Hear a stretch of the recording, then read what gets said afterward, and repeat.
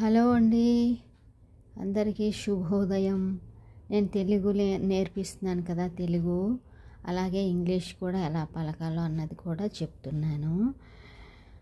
అయితే నిన్న ఒక వీడియోలో ఈ వీడియోలోనే చెప్పాను షే, షా, సా అని.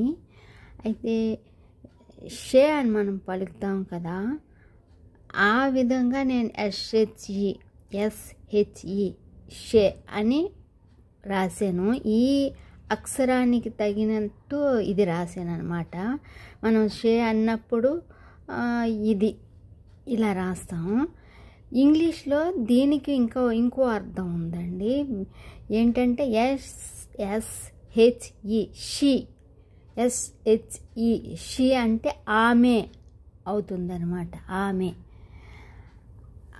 అలాగే హెచ్ఈ హీ, హెచ్ఈ అంటే అతను, హెచ్ఈ హీ అంటే అతను, ఎస్హెచ్ఈ షీ అంటే ఆమె.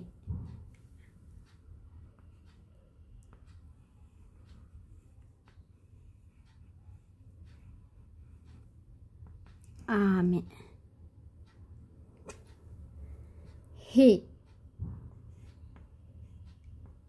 హెచ్ఈ హీ అంటే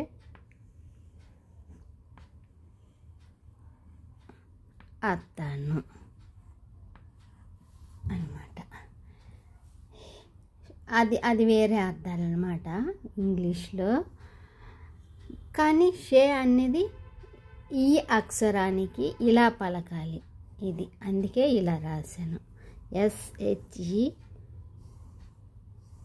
షే, షా, ఎస్హెచ్ఏ షా, ఎస్ఏ సా, ఎస్ఏ ఐ ఇక్కడ పెట్టామనుకోండి సాయి, సాయి అవుతుందన్నమాట.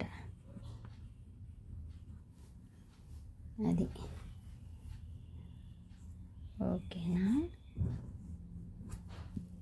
ఇలా ఇంగ్లీష్లోని మనం ఒకలా పలుకుతాం, వాటికి చాలా అర్థాలు వస్తాయి. అది నచ్చితే లైక్ చేయండి, సబ్స్క్రైబ్ కూడా చేసుకోండి.